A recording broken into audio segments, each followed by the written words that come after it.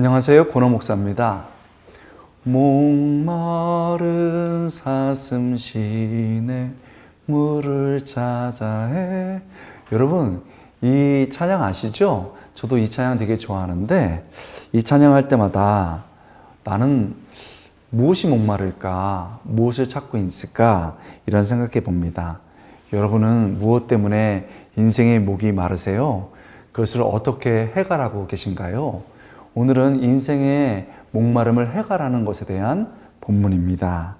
5번째 요한복음 시간인데요.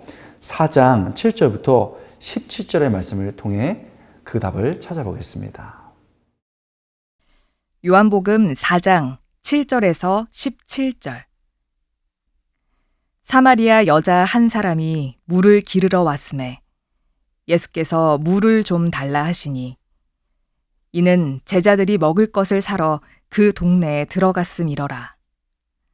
사마리아 여자가 이르되 당신은 유대인으로서 어찌하여 사마리아 여자인 나에게 물을 달라 하나이까 하니 이는 유대인이 사마리아인과 상종하지 아니함이러라.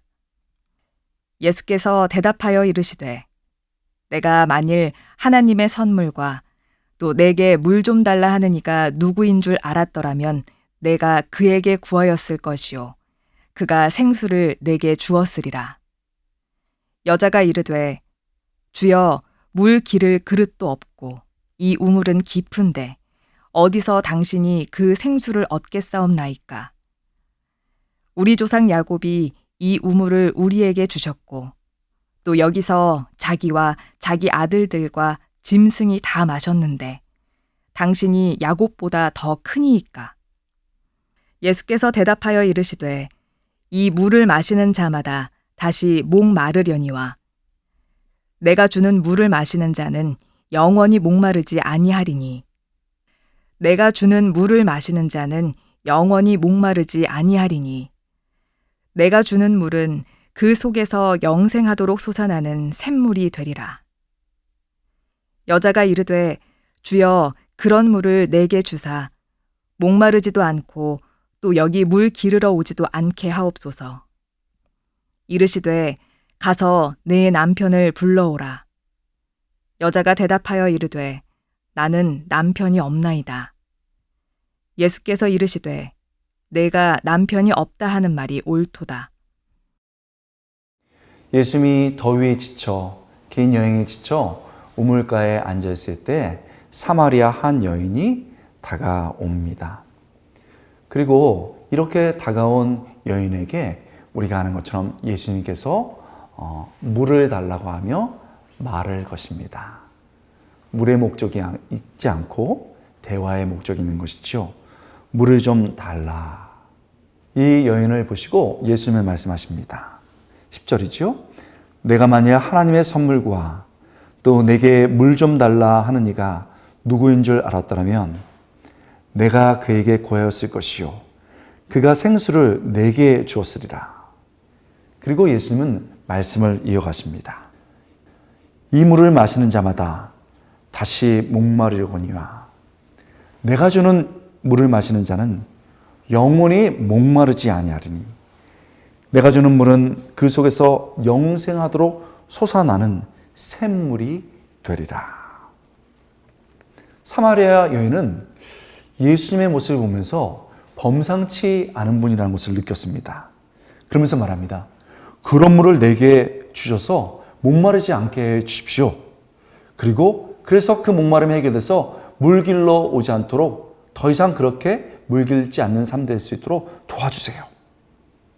드디어 완전하지 않지만 예수님을 경계하던 그 여인의 마음이 열렸습니다.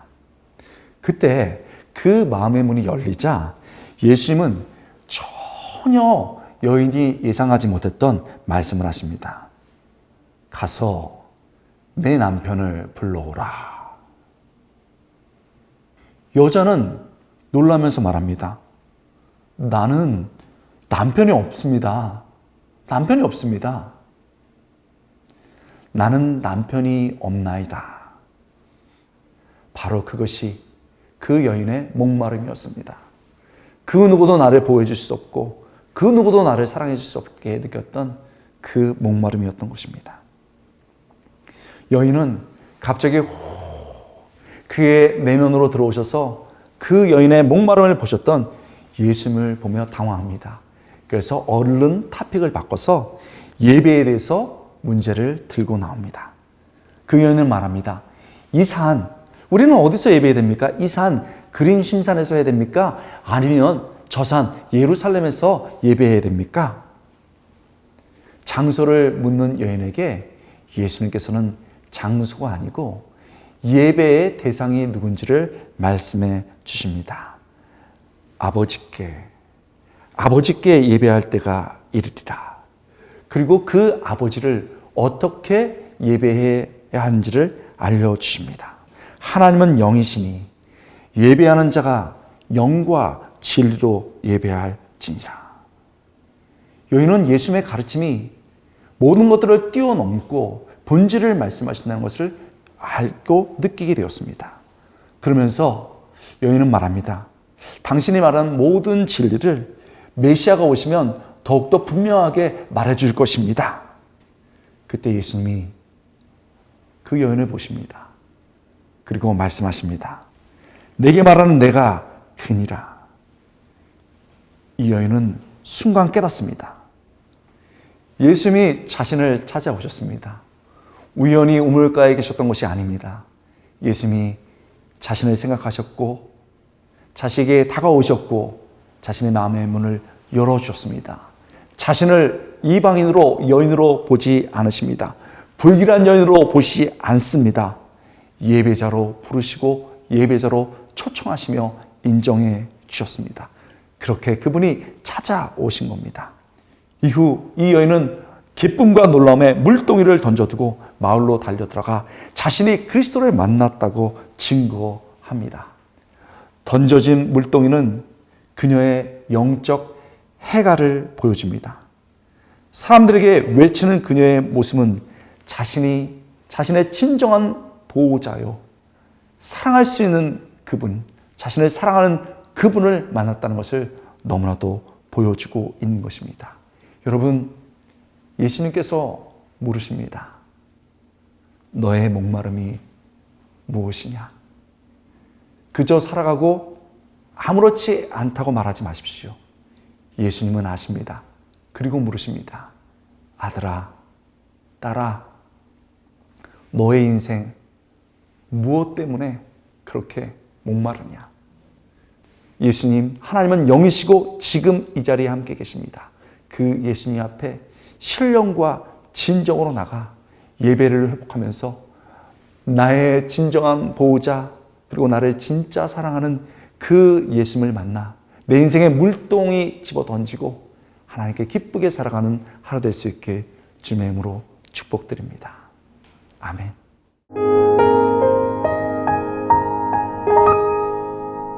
오늘 만나는 큐티는 여러분과 함께 말씀을 나누기도 하지만 여러분의 기도 제목을 나누고 함께 기도하는 시간이기도 합니다. 아라의 메일 주소나 홈페이지 게시판을 통해서 여러분의 고민과 아픔과 기도 제목을 나눠주세요. 저희가 온 마음 다해서 함께 기도하기 원합니다. 오늘 기도 제목 듣고 함께 기도해 볼까요? 오늘 기도 제목은요, 사람들의 시선에 위축되는 마음에 관한 겁니다. 한번 읽어보겠습니다. 저는 신축 아파트 건설 현장에서 타일 작업을 하는 일을 하고 있습니다.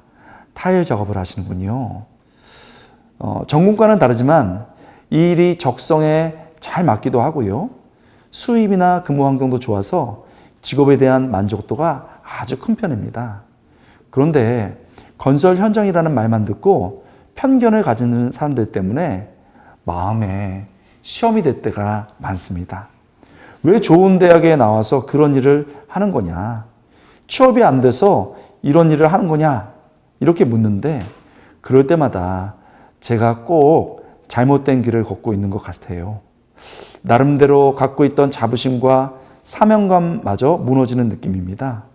사람들의 시선이 아닌 하나님의 시선만을 의식하며 저에게 맡겨진 이 일을 성실하게 해낼 수 있도록 기도 부탁드립니다. 저는 이 사연을 읽으면서 이 기도 제목 부탁을 읽으면서 좀 죄송한 말씀인데 멋지신데요? 이런 생각이 들었습니다. 대학을 나오고 전공은 다른 것을 했지만 타일 작업이 내게도 맞고 또 경제적으로 도움이 돼서 하고 있다는 그 주관, 그리고 자기만의 이 소신이 저는 너무 멋지게 들렸습니다. 그런데 사실은 이렇게 멋지게 생각되는 하고 또 격려하는 분도 있지만 우리 사이가 그렇지 않을 때도 있습니다. 나는 내 일이 좋은데 더 좋은 일을 갖고 있고 어떤 자기의 기준으로 우리를 무시할 때가 많으니까요. 그런데요, 아시나요? 이런 똑같은 문제를 가졌던 분이 계신데 예수님입니다. 예수님이 목수셨거든요. 그런데 예수님이 그렇게 하시면서 자기를 목수로 보지 않으셨습니다. 목수는요, 자기의 일이었습니다. 생활을 이어가는 것이었습니다. 그런데 그 목수 일이 마쳐지면 또 그 일을 내려놓고 나서는 일이 아니고 가치로 살아가셨습니다. 그러니까 지금 이 타일 일을 하시는 것은 정말 재능에 맞고 생활을 위해서 하는 것입니다. 그런데 그 과정이 중요하죠. 막 내가 먹고 사는 것 위해서 타일을 까는 것, 그런 것은 일입니다. 그런데 내가 있는 곳에서 이 타일을 정성스럽게 깔아서 오차 없이, 그리고 너무나도 아름답게 깔아서 사람들이 너무나도 기뻐할 수 있다면 그것은 소명이 되는 겁니다. 과정 속에서 일을 넘어서 소명이 되는 것이지요. 결과도 너무 중요합니다. 점점점 잘 돼서 또 소득도 많으셨으면 좋겠어요.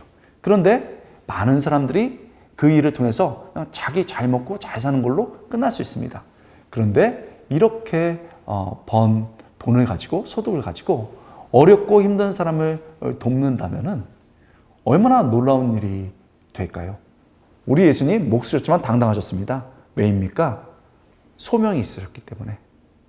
그리고 그 결과를 통해서 하나님께 영광을 돌렸기 때문입니다. 우리의 일이 아니라 다른 사람을 세워주는 소명으로, 그리고 그 결과로 나만 배부르는 것이 아니라 기꺼이 다른 사람을 도와주셔서 우리가 무슨 일을 하든지 저 사람이 진짜구나, 멋지다, 그런 칭찬 듣고 부러움 살 수 있는 멋진 크리스찬 될 수 있기를 축복드립니다. 우리 이 시간에 그런 우리가 될 수 있기 위해서 한번 기도하겠습니다. 기도하겠습니다.